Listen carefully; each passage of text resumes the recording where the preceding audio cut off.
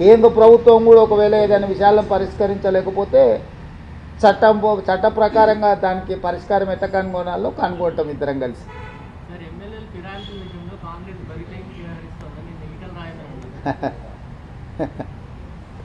ఇక ఏం మాట్లాడతాం, 20 సంవత్సరాలు ఆయన ఎవరితో కలిసి తిరిగాడు, ఎవరితో అధికారం పంచుకున్నాడు, ఆయన కండువాలు కప్పేటప్పుడు ఎప్పుడైనా మాట్లాడిండా?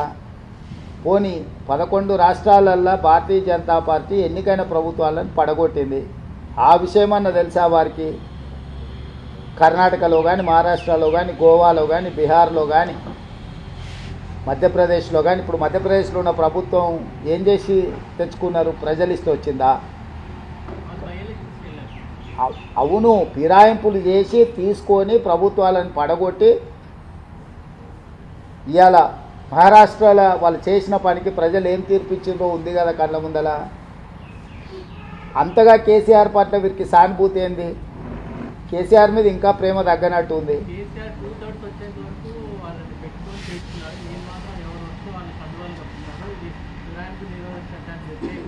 అని ఎవరంటారు? అంటున్నా, ఆయనకి ఇంకా కేసీఆర్ మీద ప్రేమ తగ్గినట్టు లేదని అంటున్నా. వాళ్ళు ప్రేమించుకొని మాకేమో అభ్యంతరం. ఇప్పుడు ఇంకా వాళ్ళ నాయకుడు కేసీఆరే అనుకుంటున్నాడేమో ఆయన, నాకు తెలీదు. కాబట్టి గతంలో జరిగిన విషయాలను, గతంలో చేసిన పాపాలను, అప్పుడు సహకరించిన విధానం, వాటిని చూసినప్పుడు మేము చాలా ప్రజాస్వామికబద్ధంగా వ్యవహరిస్తున్నాం. ఎవ్వరు ఎలాంటి బాధపడాల్సిన అవసరం లేదు.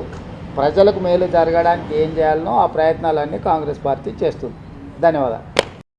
మాకు న్యాయం జరిగే